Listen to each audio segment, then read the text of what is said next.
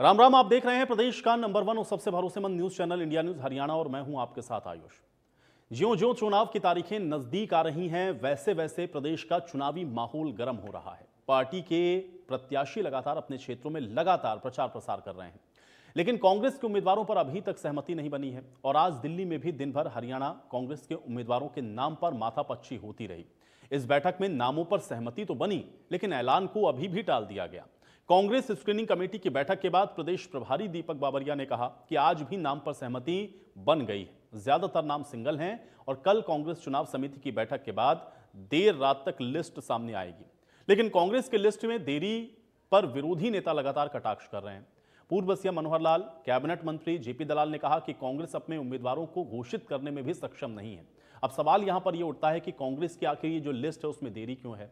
चुनाव को लेकर के जेजेपी और इनेलो की क्या तैयारी है और कैसे ये पार्टियां बीजेपी को टक्कर देंगी और कौन इस बार चुनावों में किसको मात देगा, ये सवाल इस समय हरियाणा की राजनीति में सबसे अहम है।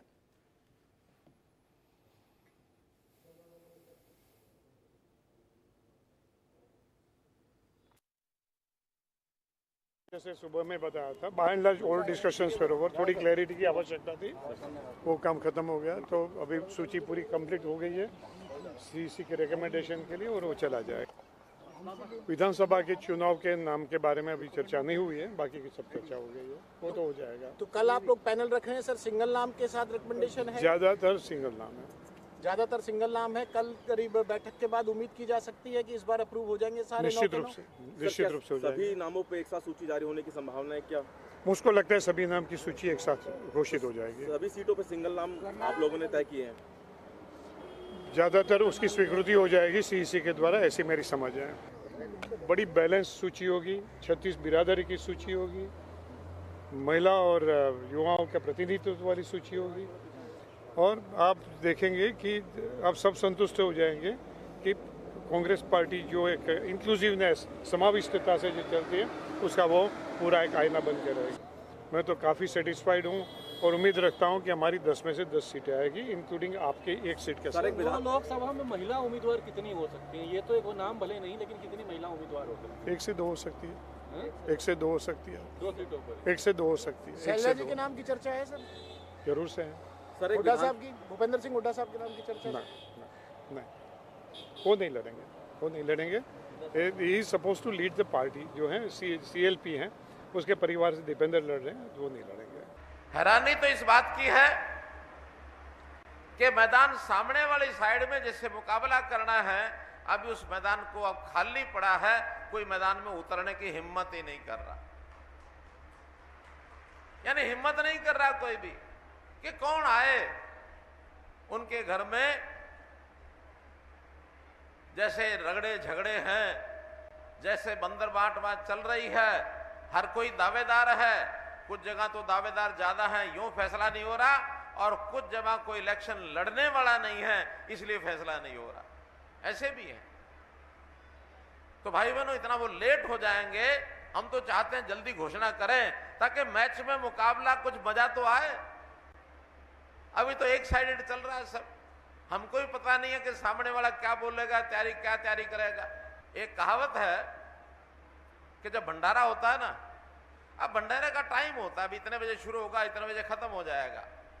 और जब भंडारा बिल्कुल आखिरी टाइम पर आ जाए, तो जैसे कोई आदमी दौड़ता दौड़ता जाता है, चलो भंडारे में जाके कुछ मिल जाएगा, तो भंडारे में गया, देखा पूरी खत्म, इधर उधर झांकता फिर रहा, कुछ नहीं मिला।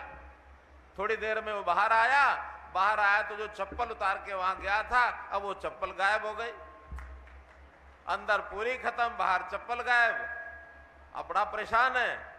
फिर भी मुच्छों को ताव दे के आता है कि मैं देखूंगा, इस बार ये करूंगा। और साथ में कहता, बड़ा भंडारे में गया था, बड़ा मजा आ गया, लड्डू खाए, जलेबी खाई, पूरी खाई, और मुच्छों को ताव देते हुए और चौपड़ते हुए बाहर निकलता बोर मारने वास्ते और लोगों को बहकाता है ना। तो भाई ये 4 जून में इनके मुच्छों का ताव सब पता लग जाएगा कि कुछ खाने को मिला ही नहीं, ना अंदर ना बाहर, सब लुट गए। देश का जो आवाज़ आ रही है चारों तरफ से, बच्चा बोल रहा है कि इस बार 400 से ज़्यादा सीटें लोकसभा में भारतीय जनता पार्टी की आएंगे। तीसरी बार मोदी जी प्रधानमंत्री बनेंगे और हमारा देश प्रगति करेगा। भारतीय जनता पार्टी 10 के 10 कैंडिडेट डिक्लेयर कर चुकी है हरियाणा में और 10 की 10 सीटें हम जीतेंगे। दूसरी पार्टी जो है अभी तक अपने कैंडिडेट डिसाइड करने में सक्षम।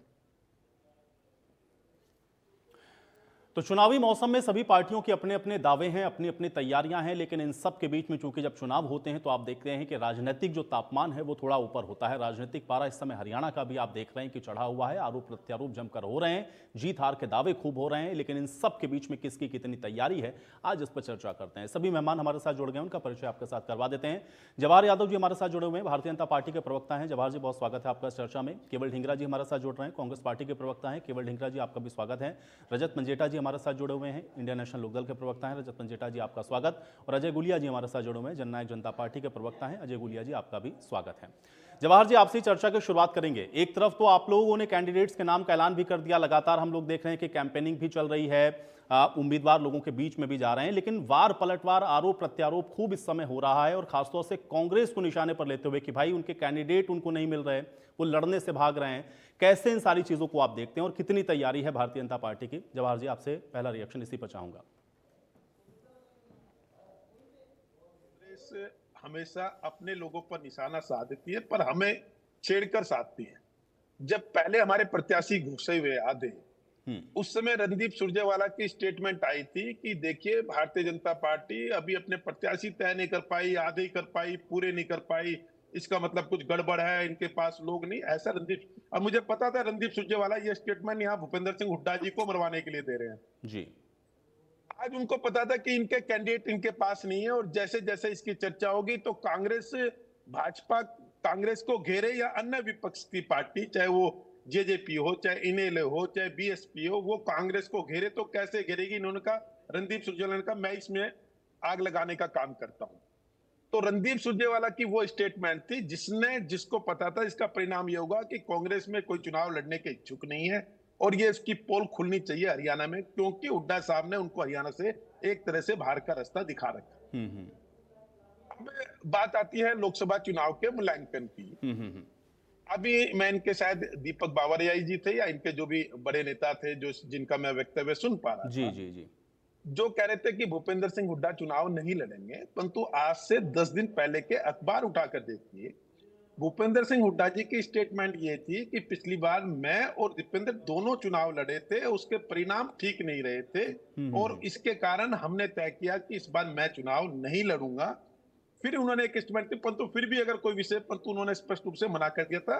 वो स्टेटमेंट भी मेरे पास है, रिकॉर्ड पे दी हुई, पत्रकारों ने हर अखबारों में उसको छापा था। 10 चुनाव जीतने की आप बात करते हैं और आप ये कहते हैं कि मुझे बेटे को सेव करना है, इसके लिए मुझे चुनाव नहीं लड़ना चाहिए। और दीपेंद्र हुड्डा की एक स्टेटमेंट याद कीजिए जी, जो वो एक ख्वाबी उनकी स्टेटमेंट थी कि रोहतक की गूंज की जीत की गूंज पूरे देश में होगी। सर, कहीं इसमें ये झलका कि 10 की 10 जीते? दोनों पिता पुत्र की भाषा में एक ही शब्द झलका, दोनों लड़ेंगे तो उनका अनुमान है हारेंगे। अभी भी दीपेंद्र जी, उनका कहना है कि हमें अच्छे परिणाम नहीं ले, हम बाबू बेटा दोनों हार गए, इसलिए मैं दीपेंद्र की मदद करना चाहता हूं। दीपेंद्र इसकी बात ही नहीं कर रहा। वो ये नहीं कह रहा कि हम यहां से जीते, वो कह रहा है कि एक रोहतक की जीत की गूंज पूरे हरियाणा, पूरे देश में गूंजेगी। अरे भाई, एक सांसद जीत जाता है कोई भी, क्या उसकी जो जीत होती है पूरे देश में गूंजती है क्या? आप ये कहते हैं कि जी 10 की 10 जीतेंगे, इसकी जीत पूरे देश में जाएगी। समझ में आता है कि कोई राजनीतिक पार्टी ने जितनी भी वहां लोकसभा की सीटें थी वो पूरी की पूरी ले ली, देश भर में इसकी चर्चा होती है। एक सांसद की जीतने की कभी कोई चर्चा नहीं होती, चाहे वो कोई भी व्यक्ति जीते जी।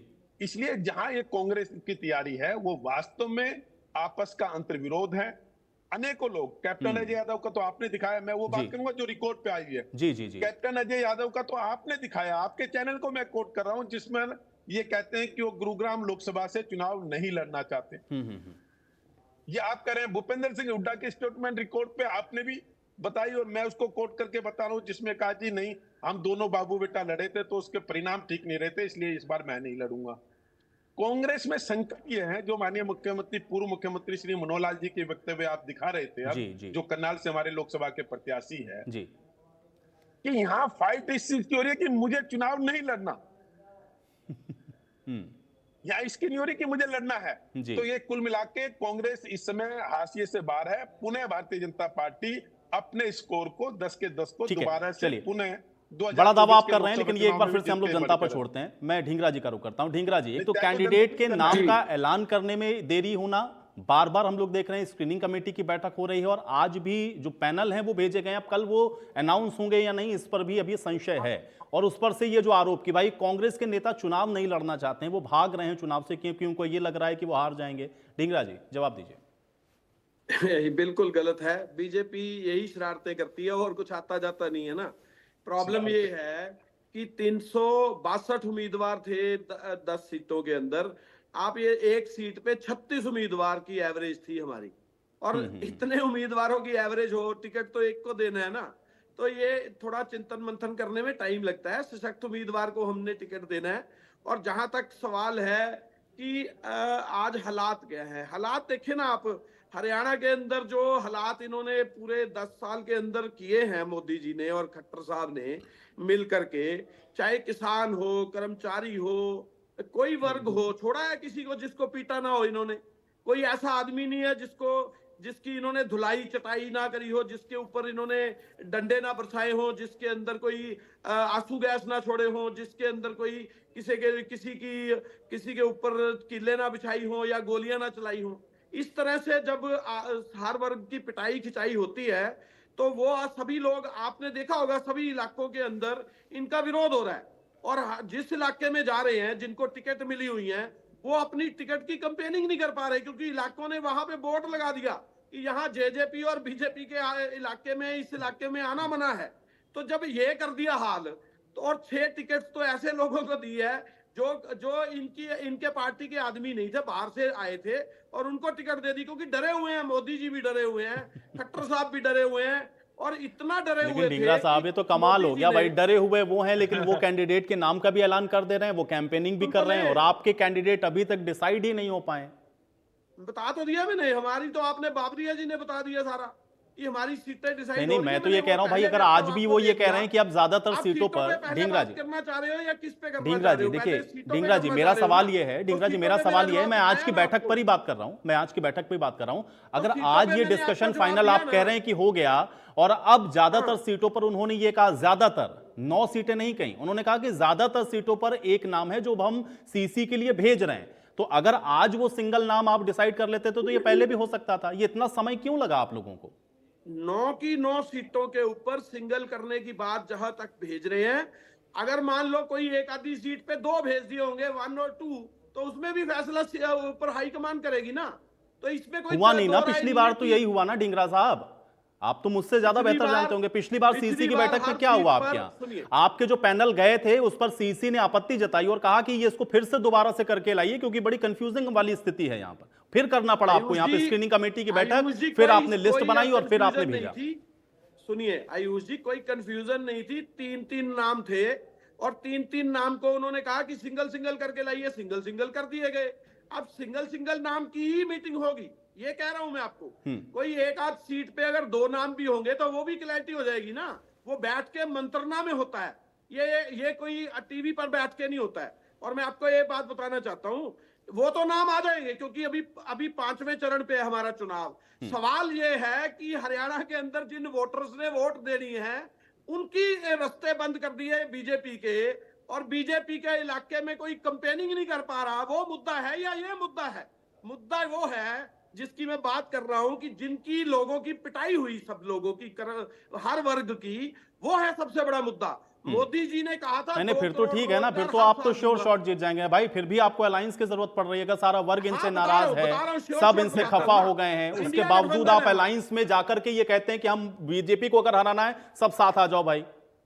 जब इतना वर्ग इनसे नाराज है तो हरियाणा के अंदर तो आपको अकेले लड़ लेना चाहिए था, कोई कैंडिडेट उतार देते, कांग्रेस के नाम पर वोट मिल जाता आपको। आयुष जी, वो हरियाणा पे गठबंधन नहीं हुआ, वो हमारा देश लेवल पे गठबंधन हुआ है। वो इंडिया गठबंधन उसका नाम है, उसमें 28 पार्टियां हैं और 28 पार्टियां अपने अपने तौर पे सभी 1 to 1 बीजेपी को फाइट दे रही हैं। और जो फाइट दे रही है, ये कह रहे हैं ना भाई, लेकिन गठबंधन में वो जो साथी आपकी मदद कर रहे हैं कि नहीं कर रहे हैं? आप कुरुक्षेत्र में मदद करेंगे कि नहीं करेंगे आम आदमी पार्टी? अच्छा, आप मुझे घेरने के लिए लगे हुए हैं ना। बीजेपी क्या घेरेगी, आप लगे हुए घेरने। अब सुनिए मेरी बात, आपका जवाब ही तो दे रहा हूं मैं। 400 पार बीजेपी कह रही है ना, आपको यह बताना चाहता हूं 400 इनकी सीटें जा रही हैं और ये 100 से नीचे हैं, आपको यह बता रहा हूं। 400 सीटें मोदी जी जो कह रहे हैं ना आ रही हैं, वो जा रही हैं, इसीलिए मोदी जी फड़फड़ा रहे हैं। और जो फड़फड़ाता है ना वो समझ आ जाता है कि उनकी सीटें कितनी अच्छा ठीक आ रही है हैं, ढींगरा जी, कितनी मेरा जा बस रही हैं। एक सवाल और, उसके बाद फिर मैं गुलिया जी का रुख कर रहा हूं।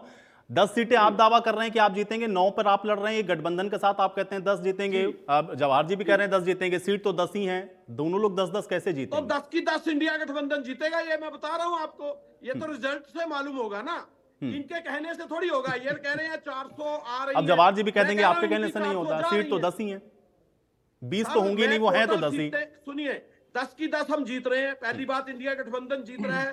दूसरी बात यह है कि इनकी 400 सीटें जा रही हैं, हमारी सीटें आ रही हैं, मैं ये कह रहा हूं 10 की 10।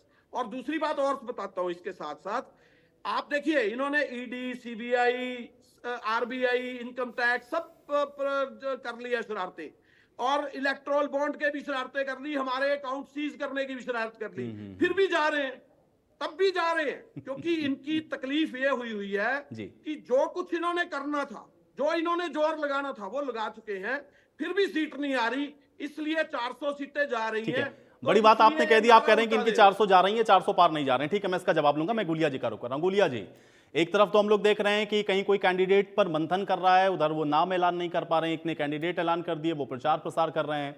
आप लोग कितना तैयार हैं? क्योंकि आपने कहा कि नवरात्रि में आप लोग कैंडिडेट्स का नाम का ऐलान करेंगे, लेकिन पार्टी में लोग छोड़ छोड़ करके जा रहे हैं। जेजेपी की स्थिति क्या है और कैसे आप लोग चुनाव लड़ेंगे लोकसभा का? नहीं, देखिए, जो लोग छोड़ करके जा रहे हैं उनका डेमोक्रेटिक लोकतांत्रिक अधिकार है, और हमने कहा था नवरात्रों में करेंगे। अभी तो आज तो चौथा ही नवरात्र है, और मैं आपको बता दूं अभी समय बाकी है। जरूर हमारे कैंडिडेट्स लोगों के बीच में होंगे, युवा और शिक्षित उम्मीदवार लोगों के बीच में होंगे, और जो काम हम लोगों ने किए और भूषण जी ने बतौर सांसद रहते हुए जिस प्रकार का काम किया, वो सारी चीजें लोगों के सामने होंगी। और हमारे काम को देख करके देखिए, 17% वोट हमें आए थे, कितना गुड हम डिलीवर कर पाए लोगों को, क्या काम हम कर पाए। और देखिए, आज चाहे बेशक हम अलायंस में नहीं है, लेकिन भूषण जी ने काम किया और मनोहर जी के साथ मिलकर के काम किया। अब हमारे मैनिफेस्टो में क्या था, क्या हम मनवा पाए, ये सारी चीजें लेकर के लोगों के बीच में जाएंगे। अभी हाँ, लोकतंत्र में आखिरी फैसला तो मतदाता को लेना है। मतदाता के बीच में जाएंगे, अपने किए हुए काम बताएंगे, लोग तय करेंगे, लेकिन हम पूर्ण रूप से आश्वस्त हैं कि हरियाणा के लोग वोट के रूप में हमें अपना आशीर्वाद जरूर देंगे। अब ये तो 5 तारीख को जब रिजल्ट आएगा तभी पता लगेगा। नहीं, लेकिन गुलिया जी, 2 चीजें बड़ी महत्वपूर्ण हैं और जो बहुत क्लियर कट अभी हम लोग देख रहे हैं। एक तो जब आप लोग जा रहे हैं मिलने के लिए, क्योंकि हम लोगों ने देखा दिग्विजय चौटाला का कई जगहों पर हम लोगों ने देखा विरोध हुआ गाँव के अंदर। दूसरा यह है कि अगर आपके इस क्रूशियल टाइम में जब आप लोग बिल्कुल चुनाव के मुहाने पर हैं, आपका प्रदेश अध्यक्ष छोड़ दे, आपके तमाम कार्यकर्ता, आपके विधायक अगर आपका साथ छोड़ना शुरू कर दें, तो वो मैसेज कैसे आप दे पाएंगे अपने उन कार्यकर्ताओं को जिसको आप कहते हैं कि वो अभी भी आपके साथ में है? इतना आसान है क्या जननायक जनता पार्टी के लिए ये लोकसभा का चुनाव? देखिए, जननायक जनता पार्टी एक क्रांतिकारी लोगों का समूह है। हम लोगों ने जब नई पार्टी बनाई थी तब भी लोगों ने कहा था कि 400-500 बालकों का टोल है। मैं एग्जैक्ट शब्द इस्तेमाल कर रहा हूँ, सभी लोगों ने कमोबेश यही बात कही थी कि बस कुछ युवाओं का टोल है। लेकिन हरियाणा प्रदेश के लोगों ने प्यार और आशीर्वाद दिया। आज भी वही ऊर्जा और जोश के साथ हम लोगों के बीच में जाएंगे। अब तो हमने 4.5 साल सत्ता में रहे हैं, हम लोगों ने काम किया है, और उस काम को लेकर के लोगों के बीच में जाएंगे, लोग अपना आशीर्वाद देंगे। अब हमने डिलीवर करके दिखाया। देखिए, 10 ही सीटें हमारी आई, तो 10 सीटों में हमने कितना गुड डिलीवर लोगों को किया, हरियाणा प्रदेश के लोग भी जानते हैं, वो इस बात को बखूबी समझते हैं। और देखिए, 2014 में जब भूषण जी सांसद बने थे तो किस प्रकार से जो विरोध हो रहा है उसको कैसे न्यूट्रलाइज करेंगे? भाई, विरोध तो हो रहा ना, ये तो दिख ही रहा है, वो स्पष्ट दिख रहा है कि विरोध हो रहा है जहां जा रहे हैं आप लोग।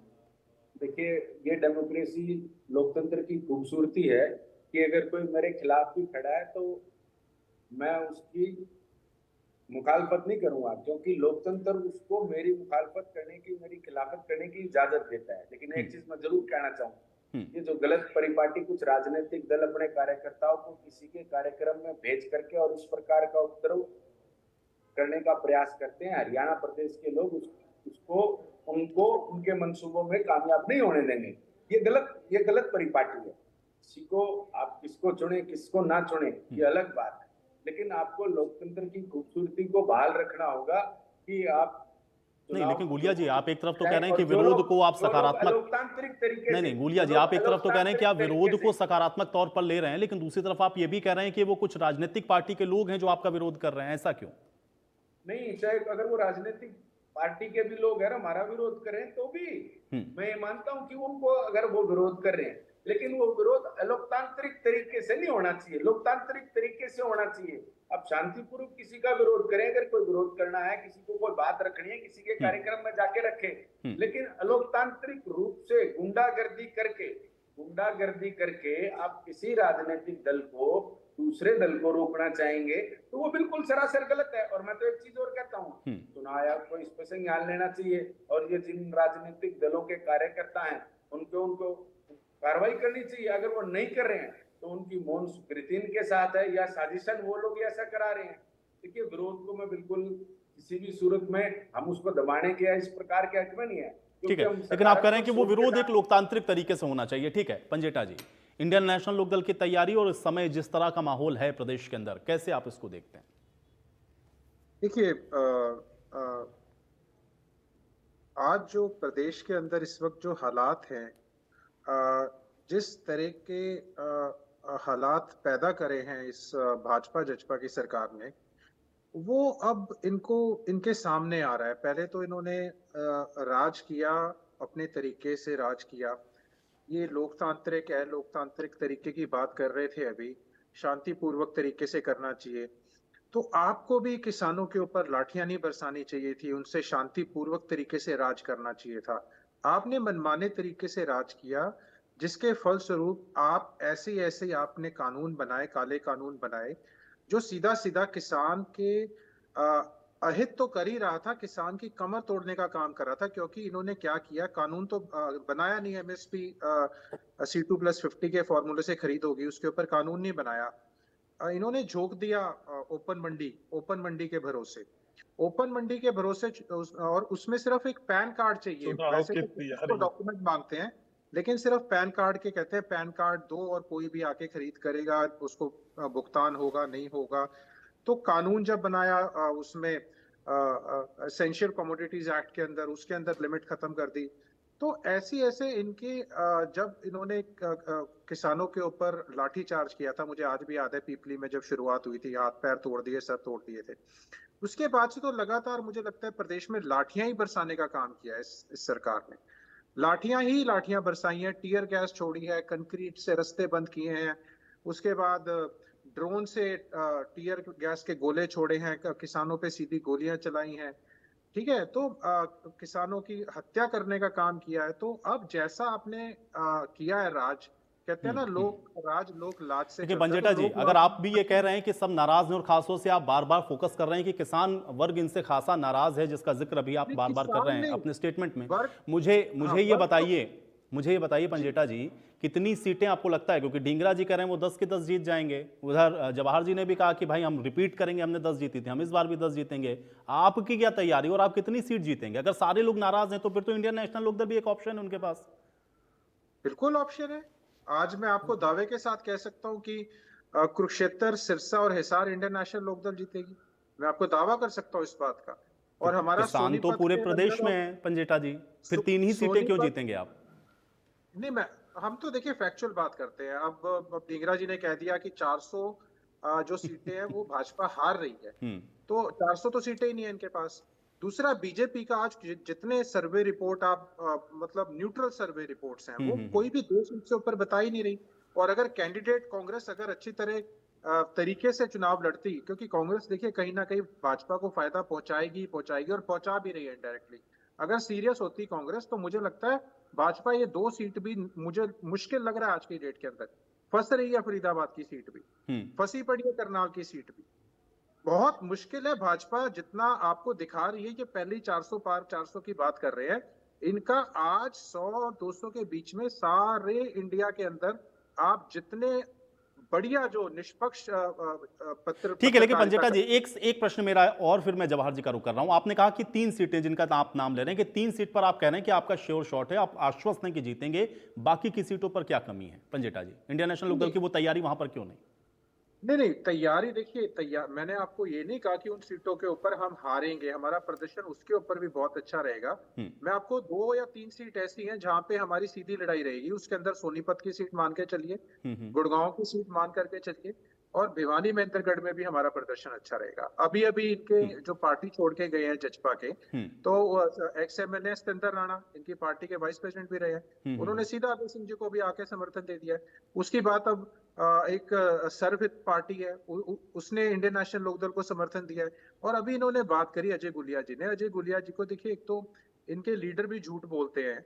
जिन किसानों को इन्होंने ये कहा कि वो चिट्टा बेचने वाले हैं, डकैत हैं, उन्होंने प्रेस कॉन्फ्रेंस करके सीधा सीधा डिनाई किया कि हमारा कोई भी इंडियन नेशनल लोकदल से कोई लेना देना नहीं है। वो किसी भी पार्टी से, उन्होंने ना कांग्रेस ना इंडियन नेशनल लोकदल। तो एक तो ये झूठी बात करते हैं। उनकी प्रेस कॉन्फ्रेंस किया बाकायदा उन्होंने।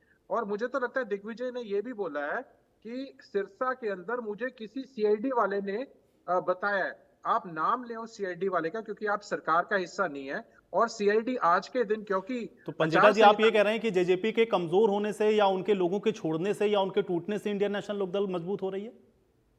नहीं, मैंने कब कहा ये बात? मैं तो कह रहा हूं जो इन्होंने किया है वो इनके सामने आ रहा है। ये तो हम देखिए, हम जजपा पार्टी को अब कोई विकल्प नहीं मानते। हम इनको कोई लड़ाई में किसी में गिनना नहीं चाहते, और ये गिनती के लायक भी नहीं है, क्योंकि इन्होंने खुद हथियार डाल दिए थे बीजेपी के सामने। मैं इनके नेता है दुष्यंत, मैं उनको नाम कोट करके कह रहा हूं। उन्होंने ये कहा कि हम लोकसभा चुनाव लड़ना ही नहीं चाहते थे, और हम भाजपा से मात्र 35 सीट मांग रहे थे।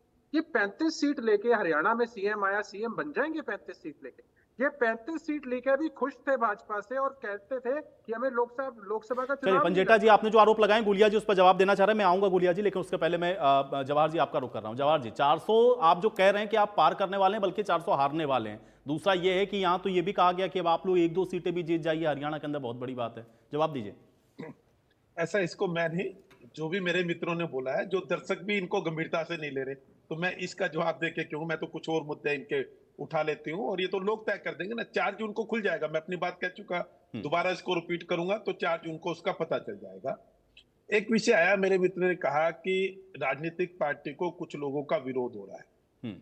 साहब, मैं जवाहर यादव हूँ, रिकॉर्ड पे देख लेना। जब भूपेंद्र सिंह हुड्डा चीफ मिनिस्टर थे, उनको एक व्यक्ति ने, लड़के ने थप्पड़ मारा था, मैंने उसकी भी आलोचना की थी। मैंने कहा लोकतंत्र में ये तरीका ठीक नहीं है, आपकी नाराजगी होती है, तथ्यों के साथ नाराजगी कीजिए, किसी पे हाथ उठाना कोई लोकतंत्र नहीं होता, ये बदतमीजी में काउंट होता है। ये मैंने कहा था, रिकॉर्ड पे है, आपके चैनल पे मिल जाएगा, जब भूपेंद्र सिंह हुड्डा को उन्होंने थप्पड़ मारा था एक यात्रा के दौरान।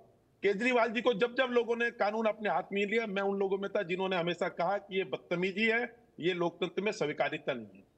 आप ये कहेंगे जो लोग नहीं जाने दे रहे, ये लोगों को भड़काने वाली भाषा बोल रहे हैं मेरे कांग्रेसी मित्र।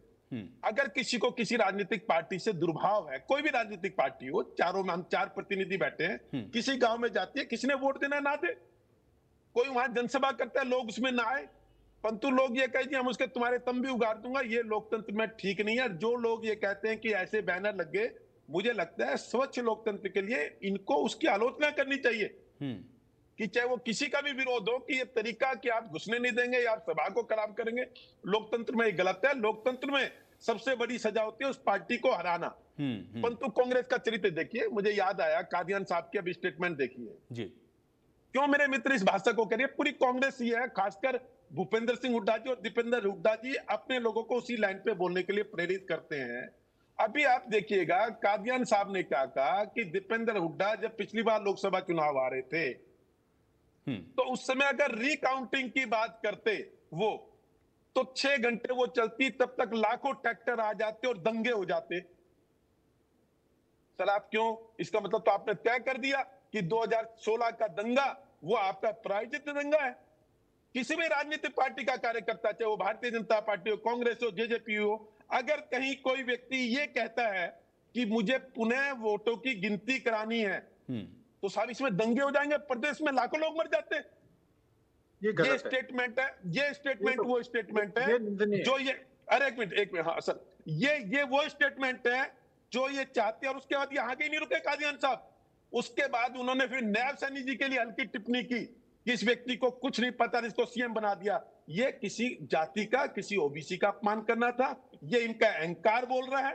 पूरी की पार्टी इनको कांग्रेस की बिल्कुल चिंता नहीं है। जो मेरे मित्र कहते हैं ना कि कोई से कांग्रेसी कहते हैं कि कांग्रेस को खा गई, ये केवल ये भाषा है कि किसी भी तरह दीपेंद्र हुड्डा जी को स्टैब्लिश किया जाए। भूपेंद्र सिंह हुड्डा जी के स्टेटमेंट है, इसलिए पूरे की पूरी कांग्रेस जो हुड्डा ग्रुप है वो केवल इस पे चल पड़ा।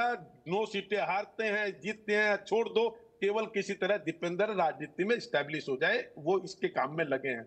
नहीं तो ये स्टेटमेंट, और केवल कादियान साहब जैसा व्यक्ति थे जिसको इतनी मैच्योरिटी है, तो वो कोई ऐसी नहीं थी, वो सोची समझी स्टेटमेंट थी कि इसका मतलब तो कोई भी व्यक्ति जिसको ये शंका है कि मैं दोबारा मतदान करना चाहता हूं, तो वो तो बेचारा इच्छा ही नहीं करेगा कि अगर मैंने मतदान किया, अगर मान लो उसको लगता है मेरे साथ गलत हुआ, तो वो तो कहेगा जी इससे दंगे हो जाएंगे। क्या ऐसे लोकतंत्र मजबूत होगा क्या? कोई एक विषय, और आज चर्चा क्या हो रही है?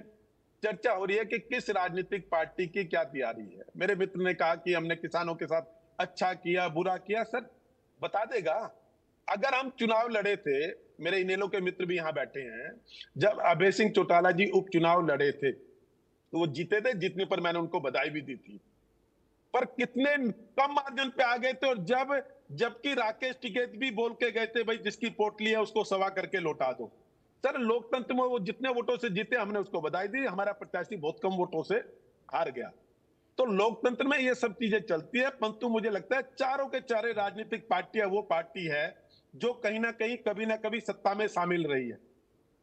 चारों के चारे वो लोग बैठे, इन्होंने सरकार चलाने का इनको अनुभव है, तो हमें क्या स्टेटमेंट देनी है, मुझे लगता है ठीक है, लोकतंत्र के लिए ये सही नहीं है, आप ये बात करें। ठीक है ढींगरा जी, बिल्कुल मैं कह रहा हूं, मैं ढींगरा जी का भी विरोध नहीं कर रहा, पर ढींगरा जी, लेकिन हाँ ढींगरा जी अगर आप ये कहेंगे कि इनको घुसने नहीं दे रहे हैं, विरोध हो रहा है, तो मुझे लगता है कि पॉलिटिकल पार्टी के नुमाइंदे होने के नाते आपको इसका लोकतांत्रिक तरीके से विरोध होना चाहिए। ये बात कही गई, ये सही नहीं है, ये तरीका सही नहीं है। केवल ढींगरा जी, देखिए बीजेपी को तरीका किसी भी ओपोजिशन पार्टी का ठीक लगता ही नहीं, क्योंकि बीजेपी का एक मॉडर्स ऑपरेंडी है, दूसरे की काम को उसको उसके पाले में जाके लड़ने के लिए तैयार हो जाओ, ये करते हैं। दीपेंद्र हुड्डा जी ने जो पिछला चुनाव लड़ा था, उस चुनाव के अंदर 4 बजे काउंटिंग की बात थी और रीकाउंटिंग की बात थी। अगर रीकाउंटिंग अगर वो कैंडिडेट मांगना चाहता है तो ये तो उसका अधिकार है, आप उसके अधिकार से उसको वंचित कर रहे हो। अगर कोई बंदा बोलता है तो आप उसके खिलाफ हो जाते हो। नहीं वो ये कह रहे हैं कि मांगो, लेकिन अगर वो ये कह रहे हैं कि भाई वहां पर ट्रैक्टर ट्रॉली में लोग पहुंच जाते, दंगे हो जाते, तो ये तो सही नहीं ना, तो प्रदेश के लिए भी सही नहीं है। सुनिए मेरी बात, जवाहर जी की बात का जवाब दे रहा हूं मैं आपको। आयुष जी ये लगेगा, जो दीपेंद्र हुड्डा जी ने जो पिछला चुनाव लड़ा था, उसकी जो शाम को 4 बजे सारी लाइट्स बंद करके और उस सबको बाहर निकाल दिया गया था, और दीपेंद्र हुड्डा जी का सुबह 4 बजे रिजल्ट निकाल दिया कि दीपेंद्र हुड्डा जी हार चुके हैं। ये जो रिजल्ट निकाला था, क्योंकि वो काउंटिंग के बीच में कोई था ही नहीं, ये बात थी। और इसको दोबारा रिजल्ट को चेक करने की बात थी कि इसकी रिकाउंटिंग की जाए, और रिकाउंटिंग ना करना ये कैंडिडेट का अधिकार है या नहीं है, आप बता दीजिए आयुष जी। काउंटिंग ही उनके सामने नहीं हुई, रिकाउंटिंग की तो बात ही अलग हो गई। मैं कह रहा हूं रिकाउंटिंग होती तो ये क्लैरिटी होती कि दीपेंद्र हुड्डा जी जीते हैं या रिकाउंटिंग पर ढींगरा जी एतराज थोड़ी ना है। नहीं, रिकाउंटिंग पर तो किसी ने सवाल नहीं उठाया भाई, वो रिकाउंटिंग हो जाती तो हो जाती, लेकिन उसके साथ ये स्टेटमेंट देना कि होती तो फिर ट्रैक्टर ट्रॉली पर लोग आ जाते, ये सही नहीं है। आयुष जी जो सत्ता पक्ष में बैठे हैं, ऐसे कैंडिडेट जिनकी रिकाउंटिंग की डिमांड थी वो पूरे देश के अंदर थे, उनकी रिकाउंटिंग नहीं हुई, क्योंकि जो भाजपा की तरफ से जिनको दबाया गया, सुन लीजिए, आज भी ईडी, सीबीआई और जो आरबीआई और जितनी इंडिपेंडेंट एजेंसियां हैं उन पे कब्जा कर रखा है इन्होंने, और वही कब्जा उस समय था। और मैं आज फिर कह रहा हूं, नहीं ठीक है, ये तो हमेशा भाई जिसकी सत्ता होती है, जो विपक्ष में है, वो यही आरोप लगाता है। जवाहर जी जल्दी से रिएक्ट करिए, मैं गुलिया जी के पास। ठीक है ढींगरा जी, ठीक है 10 सेकंड में जवाब दीजिए। ठीक है, अरे ढींगरा साहब आपकी बात का जवाब लेते हैं, आपकी बात का जवाब। मेरी बात सुनिए, पहले मेरी बात पूरी होने दें, उसके बाद बोले मेरे मित्र। ठीक है, कंप्लीट करें, आ रहा हूं जवाहर जी, 1 सेकंड कंप्लीट करें ढींगरा जी। सुनिए, जो अकाउंट फ्रीज किए गए हैं वो भी उसी का उदाहरण है। अकाउंट फ्रीज करना कहां का उदाहरण है, ये बताइए, कोई है कहीं का उदाहरण? और दूसरी बात एक और सुनिए, आज जो लोग सड़कों के ऊपर हैं, जो लोग इनके रास्ते बंद कर रहे हैं, वो पार्टी थोड़ी बंद कर रही है, इनकी गलत नीतियां बंद कर रही हैं। और एक और कहना चाहता हूं, जेजेपी अगर इनके साथी नहीं होते, जेजेपी ने ये कहा था कि हम बीजेपी को यमुना पार करेंगे, और जब वोट मिल गई, 10 सीट आ गई, तो ये यमुना पार थोड़ी कर रहे थे, उनकी गोदी में बैठ गए। इसी करके तो इनका विरोध हो रहा है। नहीं और ठीक इस है भाई, तो करके भाई विरोध हो रहा है, उसका विरोध हो रहा है, लेकिन कांग्रेस पर विरोध का पड़ेगी। तरीका अगर गलत है तो मुझे लगता है पार्टियों को कहना तो चाहिए। जनता विरोध कर रही है ना। बाकी तो लोकतंत्र में सबसे बड़ा हथियार तो वोट का है भाई। विरोध क्या, वहां जाकर के बटन नहीं दबाएंगे अपने आप सत्ता से बाहर हो जाएंगे ढींगरा साहब। लेकिन अगर गलत हो रहा है, तो उसका लोकतांत्रिक तरीके से आप लोग पार्टियां है ना विरोध कर देना चाहिए। ठीक है, मैं जवाब देता हूँ। जवाहर जी ठीक है, बात आ गई आपकी। ढींगरा जी आपने बता दिया, दोनों लोगों के ऊपर सवाल छोड़े, मैं जवाब देता हूँ। जवाहर जी जल्दी से जवाब दें। गुलिया जी मैं आ रहा हूँ। अरे सुनिए मेरी बात, 10 सेकंड ऐसा ये नहीं ढींगरा जी आपने बोल दिया भाई, आपको आप रिपीट कर रहे हैं। एंकर बोलने के लिए मुझे कह रहे हैं। अरे ढींगरा साहब आपने वही बात अभी फिर से रिपीट करी ना भाई, विरोध हो रहा है इनका, आप वही बात कह रहे हैं ना। मैं उसका जवाब लेता हूँ, एक सेकंड। आपने जो बात कही है उसी का जवाब दे रहा हूं ना। एंकर बोलने के लिए ढींगरा साहब, अरे दीपेंद्र हुड्डा के बारे में भी बता दिया आपने, भूपेंद्र हुड्डा के बारे में भी बता दिया। ठीक है, अब आप उसी चीज को बार बार दोहरा रहे हैं ढींगरा साहब। के लिए मुझे कह रहे हैं अभी कि लोग इनका विरोध मत करें। ठीक है, लोग इनका विरोध कर रहे हैं। मैं समझ गया, आपकी बात आ गई भाई, आप उधर से बात आने दें। हाँ ठीक है जवाहर जी। नहीं ठीक है, आप कह रहे हैं कि लोग इनका विरोध कर रहे हैं, उसमें आप क्या करेंगे? ठीक है जवाहर जी। अच्छा देखिए, मैंने ये कहा वोट की चोट से जवाब दे, ये कहा। ठीक है, वोट की चोट का भी इंतजार करेंगे हम लोग। ठीक है जवाहर जी। देखिए मेरे मित्र, एक 2-3 लाइनें बताता हूं। मेरे मित्र ने ये नहीं कहा कि लाखों लोग आके कैसे दंगा कर देते, उस पर टिप्पणी नहीं की। नंबर 1, मेरे दोस्त ने ये कहा कि जो जेजेपी कहती थी जमुना पार भरेंगे, वो हमारे साथ शामिल हुई। हमारा जेजेपी का चुनाव में तो कोई गठबंधन था नहीं, अलग अलग लड़े, समय की अवस्था लगी। अब मैं एक स्टेटमेंट याद दिलाता हूं, आज से 20 दिन पहले की। हमारे पंजाब के मुख्यमंत्री मान साहब ने कहा कि हम पंजाब में कांग्रेस के साथ समझौता नहीं करेंगे क्योंकि कांग्रेस करप्ट पार्टी है। सर ये तो वो कह रहे हैं जिनके साथ हम मिलकर लड़ रहे हैं। हम और जेजेपी मिलकर तो चुनाव नहीं लड़े। चुनाव के बाद दोनों पार्टी को अवस्था लगी। आपका, जिसको आप कहते हैं कि आपका साथी है, जिसके साथ मिलकर आप हरियाणा और दिल्ली में चुनाव लड़ रहे हैं, उनके 2 मुख्यमंत्री में से एक मुख्यमंत्री कहता है कि कांग्रेस करप्ट पार्टी है, इसके साथ हम पंजाब में समझौता नहीं करेंगे।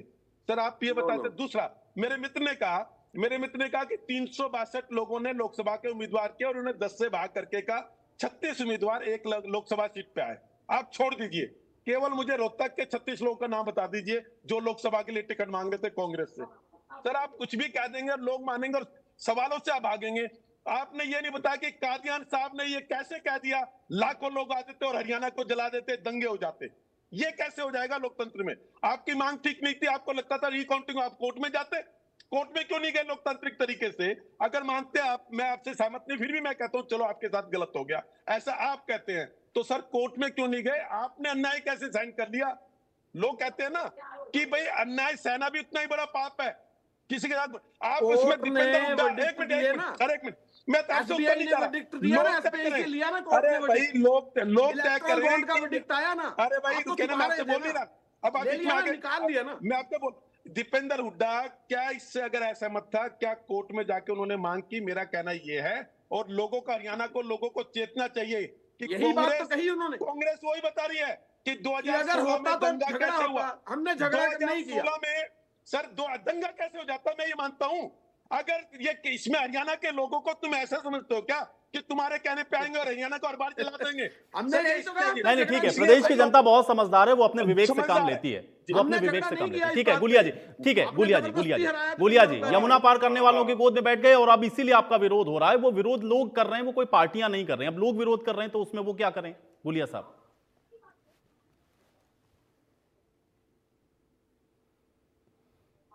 गुलिया जी म्यूट हैं आप। चीज कहना चाहूंगा कि सब लोग कृषि कानून की बात कर रहे हैं और उसके लिए सब किशन जी को दोषी मान रहे हैं। तो जब कानून आया तो किशन जी को दोषी माना, जब कानून वापस हुए तो किशन जी को बधाई क्यों नहीं? कहाँ थे जब हरियाणा प्रदेश के अंदर बाजरा 2200 बिक रहा था और राजस्थान में इनकी सरकार थी, बाजरा 1100 बिक रहा था, तब कहाँ थे कांग्रेस के केवल ढींगरा? एक चीज इन्होंने और कही कि हम उनके साथ बैठ गए, हम भारतीय जनता पार्टी के साथ चले गए, हमने तो अपने मैनिफेस्टो को लेकर के समझौता किया था, जिसको समूचे हरियाणा प्रदेश ने नहीं बल्कि प्रत्येक राजनीतिक दल ने जिस व्यक्ति को हरियाणा प्रदेश के दंगों के लिए दोषी माना, उस राजकुमार के साथ आज ये लोग कंधे से कंधा मिला करके बैठे, भूपेंद्र सिंह हुड्डा उसके साथ बैठा हुआ, केवल ढींगरा के मुंह में दही जम गई उस टाइम जाकर किसी के साथ हैं। क्यों आपके साथ किसी के साथ नहीं बैठे, वीडियो चल रही है भाई, वीडियो नहीं, हमने किसी के साथ बैठे। यहाँ बैठ के नाचने से कुछ नहीं होगा, एक केवल ढींगरा के चिल्लाने से कुछ नहीं होगा। यहाँ बैठ के हमारे साथ कोई समझौता नहीं किसी का है, किसी का नहीं पता क्या, जिस व्यक्ति हमारा कोई समझौता नहीं है हरियाणा के अंदर किसी के साथ, सबने ऐसे ऐसों के साथ हमारा कोई समझौता नहीं है हरियाणा के अंदर। आज तुम्हारे साथ चुनाव लड़ रहा है, ये इन्हीं का साथी है बीजेपी का। अरे तुम्हारे साथ चुनाव लड़ रहा है, ये हरियाणा चलाने वाला साथी आपके साथ बैठे हैं, इनका साथी है वो। कह दो टीवी पे बैठ के, कह दो कि मल्लिकार्जुन इन्हीं का साथी है वो हरियाणा चलाने वाला। राहुल गांधी के साथ बैठा है, राहुल गांधी के साथ दिखाने से क्या होगा, कह दो फिर, कह दो हमारा किसी का कोई साथी नहीं, बता रहा, कह तो रहा हूं, ये कहने का मादा नहीं है तुम्हें, तुम लोग तो हमारा कोई हरियाणा साथी नहीं है, चलाने वाले लोग। राहुल गांधी के साथ बैठा है, राहुल गांधी के, हमारा कोई साथी नहीं है, इनका साथी है। बीजेपी का मिलने आ गया होगा कोई, ऐसे तो बहुत सारे आते हैं मिलने, बहुत सारे चलिए ठीक है, वो चीजें पब्लिक डोमेन में, मुझे लगता है कि जनता उसको भी बड़ी बारीकी से देख रही है, उसको भी बड़ी बारीकी से जनता देख रही है, जनता के जहन में सब है, जनता बहुत बारीकी से देखती है। लेकिन गुलिया जी एक बात पंजेटा जी ने कही, मैं उस पर चाह रहा हूं थोड़ा सा रिएक्शन। कह रहे हैं कि भाई जननायक जनता पार्टी को तो वो गिन भी नहीं रहे, जननायक जनता पार्टी को वो गिन भी नहीं रहे इस बार, चाहे लोकसभा का चुनाव हो चाहे विधानसभा के होने वाले चुनाव हो। जवाब गुलिया साहब। उन्होंने मुझ पर भी एक व्यक्तिगत टिप्पणी करी कि मैं झूठ बोलता हूँ टीवी पर बैठ करके और गिन भी नहीं रहे। मैं कहना नहीं चाह रहा था, लेकिन उन्होंने व्यक्तिगत टिप्पणी करी है तो मैं एक चीज मानता हूँ, हम हरियाणवी हैं, जवाब जरूर देंगे। इस रजत पंजेटा की जवाब तो देंगे। रजत ठीक है ढींगरा साहब, आपको नहीं पंजेटा जी को कहना, ठीक है। ये लाइन में भी दिखाई नहीं देता था कहीं, दर्शक दीर्घा में भी इसका नंबर नहीं था। ये तो इन लोगों के पास कुछ नहीं रहा, तो ऐसे लोगों का नंबर आ गया जो टीवी पे बैठ करके तथ्यहीन बात करते हैं, कुछ भी बोलते हैं। और नहीं, ये तो गुगलिया जी अच्छी बात है भाई, ये तो ये भाई ये तो देखिए ना, छोटे से कार्यकर्ता से अगर वो आदमी बड़ा बन रहा है तो उसमें क्या बुराई है भाई। हरियाणा में सारे गुलिया साहब नहीं, गुलिया साहब ये तो किसी भी पार्टी में आदमी बेसिक से शुरू करता है और ऊपर तक जाता है, उसमें क्या है। इनका समर्थन नहीं लिया था। ये इंडियन नेशनल दल के लोग पूरे हरियाणा में प्रत्येक राजनीतिक दल के पास अपने समर्थन की चिट्ठी लेकर के फिरे थे, सबने चिट्ठी को फाड़ करके फेंक दिया था, किसी ने इनकी बात नहीं सुनी। ये हमारे समर्थन को चुनौती देते हैं। इन्होंने कहा, मैं इसके नेता करण चौटाला जी की एक बात कोट कर दूं, उन्होंने कहा कर दें भगवा और हरिया एक। मैं ये ऑन रिकॉर्ड कह रहा हूं, अगर मैं गलत कह रहा हूं तो ये मुकदमा करें मुझ पे, इनमें दम नहीं है, ये भागने वाले लोग हैं, ये भागने वाले लोग हैं। और मैं एक चीज और कह दूं, मैं एक चीज और कह देता हूं, देखिए बार बार विरोध की बात आ रही है, हमने उसको सकारात्मक रूप में लिया है। अगर किसी राजनीतिक दल में मादा है तो लोकतांत्रिक रूप से हमारा विरोध करके दिखाए। क्या हमारे फैसले जो हरियाणा प्रदेश के लोगों के हितों के लिए लिए गए थे वो गलत है क्या? और एक नहीं ठीक है, अगर वो सही होंगे तो जनता अभी चुनाव तो है ना, आप लोग भी जा रहे हैं। ठीक है पंजेटा जी जवाब। रजत पंजेटा जी ने एक बात और कही कि चुनाव छोड़ रहे थे, आज भी दोबारा कह रहा हूँ 5100 रुपए पेंशन करो, आज 5100 रुपए हरियाणा प्रदेश के लोगों की पेंशन करो, आज छोड़ देंगे। ठीक है चलिए पंजेटा जी, अभी पंजेटा जी ठीक है, गुलिया साहब बात आ गई आपकी, ठीक है इसमें कोई ठीक है पंजेटा जी उसूलों की लड़ाई लड़ने वाले लोग हैं। ये पंजेटा जैसे लोग तो दिखाई नहीं देते, कहीं नंबर नहीं था इसका। ये हमारे ऊपर टिप्पणी करेगा, आज व्यक्तिगत टिप्पणी करेगा कि झूठ बोल रहे हैं, ऐसे ही थोड़ी है। ठीक है पंजेटा जी। देखिए ऐसा है आयुषी, मेरी झूठ बोलने की पहले तो आदत नहीं है, ये ऑन रिकॉर्ड है, मुझे लगता है थोड़ा जानकारी कम रखते हैं। ये प्रेस कॉन्फ्रेंस जो हुई है, जिन किसानों ने वहां विरोध किया था, ये उन्होंने खुद बोला है, उन्होंने खुद प्रेस कॉन्फ्रेंस करी है। उन्होंने बल्कि ये भी इल्जाम लगाया है कि दिग्विजय ने उन्हें चिट्टा बेचने वाला और डकैती करने वाला जो बोला है, उस बात का भी खंडन किया है। पार्टी वाला भी खंडन किया है कि हम एनएलडी के भेजे हुए नहीं है। अगर ये नहीं देखते हैं तो ये व्यक्तिगत आरोप नहीं है मेरे भाई। और जिसको पंजेटा को आप कह रहे हो दिखता नहीं था, मैं इंसो का स्टेट का वाइस प्रेसिडेंट रहा हूँ, 3 बार प्रेसिडेंट रहा हूँ, इंसो का फाउंडर मेंबर रहा हूँ, इंसो को खड़े करने थे। मैं राजनीतिक रूप से इस टीवी के मंच पे अनाउंस करता हूँ, अगर इंसो का फाउंडर मेंबर होगा तो मैं राजनीति से संन्यास ले लूंगा। इंसो जाके पूछो कब उठी भाई, अरे सुनो कब हुई थी? जानकारी नहीं रखते। ठीक है गुलिया जी आपने बहुत बड़ी बात कही है। मैं मुझे लगता है कि इसका क्लैरिफिकेशन हो जाना चाहिए। ठीक है, नहीं गुलिया जी, आप इंडिया न्यूज हरियाणा पर अगर ये कह रहे हैं कि आप राजनीति छोड़ देंगे, आप चैलेंज कर रहे हैं, रुकिए एक सेकंड गुलिया जी थोड़ा सा धैर्य रखें।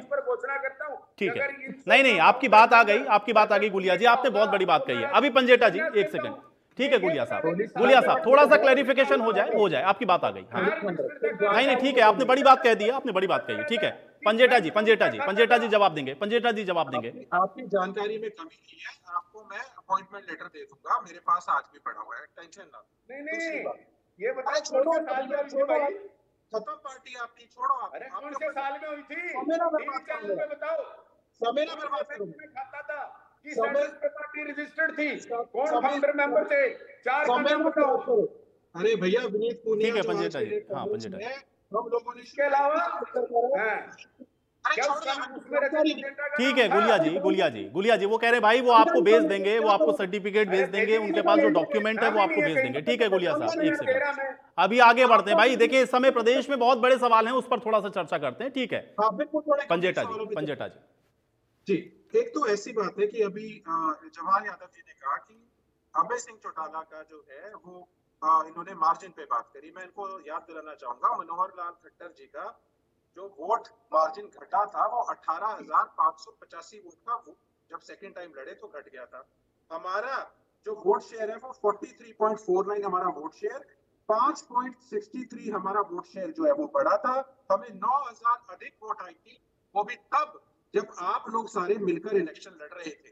सारी पार्टियां मिलकर इलेक्शन लड़ रही थी, जजपा लड़ रही थी, लोपा लड़ रही थी, भाजपा लड़ रही थी, और इधर से हुड्डा साहब उनको मदद कर रहे थे। सबने मिलकर ट्राई कर लिया, फिर भी नहीं हरा पाए। दूसरी बात जो आपने ये कही कात्यायन जी के बारे में, देखिए कात्यायन जी वाली बात जो है वो बात थोड़ी गंभीरता से लेने वाली है। मैंने वो बीच में भी उसकी निंदा करी। उन्होंने दंगों के साथ साथ खून खराबा हो जाएगा वो भी कहा था। वहां पे भूपेंद्र सिंह हुड्डा की ऐसी क्या मजबूरी थी जो अगर ये कहते हैं कि वो जीते हुए थे तो उन्हें क्यों हारा हुआ दिखा दिया? क्या उनकी बीजेपी के साथ कोई सेटिंग थी या कोई दबाव था? वो बताएं। फिर इन्होंने क्यों उसको चैलेंज नहीं किया? जवाहर यादव जी की बात से मैं सहमत हूँ इस बात से कि तब उस इलेक्शन को चैलेंज क्यों नहीं किया गया। तीसरी बात जहां आती है उन दंगों की बात आती है, देखिए राजकुमार सैनी ने ऑन रिकॉर्ड कहा है कि मेरी हुड्डा जी से बात चल रही थी, मेरे पास जयप्रकाश जी को भी भेजा गया, और आज अगर उनको वो दोषी तब मानते हैं तो यानी हुड्डा जी की बहुत सी राजनीति करने का तरीका के ऊपर आज प्रश्न चिन्ह खड़ा होता है। रही बात दीपेंद्र हुड्डा की, तो दीपेंद्र हुड्डा कांग्रेस का देखिए राज्यसभा में इतना ज्यादा नंबर्स नहीं है। राज्यसभा में अगर आप होते हुए किसी एमपी को फिर अगर आप हटा के किसी और को, तो संभावना थोड़ी कम लगती है मेरे को लगता है। लेकिन उसके ऊपर देखिए पार्टी का इनका अपना मामला है। अगर ऐसी बात है तो हुड्डा जी को खुद लड़ना चाहिए, क्योंकि राज्यसभा की एक सीट ये क्यों खराब करेंगे। अब बात आती है कि इन्होंने जो 2-3 बातें करी, देखिए हम यहाँ टीवी चैनल पे बैठ के कोई हल्की बात नहीं करते और ना कोई पर्सनल टिप्पणी देते हैं। जो आज सोशल मीडिया पे यूट्यूब के ऊपर अवेलेबल है, बहुत से चैनल्स के ऊपर वो आ चुकी है प्रेस कॉन्फ्रेंस, अगर इन्होंने नहीं देखी मेरी गलती नहीं है। लेकिन जो ये मैं बात कह रहा हूँ कि वो मैदान छोड़ने को कल भी तैयार थे और आज इन्होंने पुष्टि भी कर दी। अगर आज इनको 5100 पेंशन याद आ रही है तो सबसे पहले कहते हैं मुझे 13 महकमे नहीं चाहिए मलाईदार, 5100 पेंशन कर दो, मैं महकमे छोड़ने को तैयार हूँ, मैं डिप्टी सीएम पद छोड़ने को तैयार हूँ। सरकार आते तभी बोलते मैं हट जाऊंगा, मैं समर्थन वापस ले लूंगा। 5 साल सत्ता की मलाई खाई, इस सब जब किसानों के सर फोड़े जा रहे थे, जब 750 किसान शहीद हो रहे थे, तब ये चुप होके पता क्या बोल रहे थे? तब ये कह रहे थे कि ये काले कानून नहीं है। मैंने कब कहा है? वोट करके बताओ कि मैंने कब कहा ये काले कानून है। ये आज तक चैनल के ऊपर दुष्यंत चौटाला की स्टेटमेंट है। उसके बाद आप देख लीजिए जब पीपली के अंदर सर फोड़े गए, इनके खुद के कार्यकर्ताओं के सर फोड़े गए, क्या रिजाइन दिया, इस्तीफा दिया इन्होंने? नहीं, कुर्सी पे चिपके रहे। तब तो बोलते रहे फेविकॉल का मजबूत जोड़ है, गठबंधन धर्म निभाएंगे, 5 साल तक सरकार चलाएंगे। और अब ये कहते हैं कि सीएम आए की बात करते हैं। 35 सीट मात्र बीजेपी को बोल दिया 35 सीट दे दो हमें बस विधानसभा के अंदर, हमें तो लोकसभा में नहीं लड़ना। चलिए पंजेटा जी, आप किसी आरोप प्रत्यारोप के बीच में चर्चा अब मैं यहीं समाप्त करूंगा, समय और मुझे इजाजत नहीं दे रहा। शुक्रिया आप लोग का समय निकालने के लिए, उस चर्चा का हिस्सा बनने के लिए। तो राजनीतिक पारा आप देख रहे हैं जितना इस चर्चा में गर्म था उतना ही या यूं कहें कि इससे कहीं ज्यादा हरियाणा का राजनीतिक पारा गर्म है। पार्टियों के अपने अपने दावे हैं। अब यह हरियाणा प्रदेश की जनता को तय करना है कि इस बार उनके भविष्य के लिए आखिर कौन सही है। आज बड़ी बहस में मेरे साथ फिलहाल इतना ही।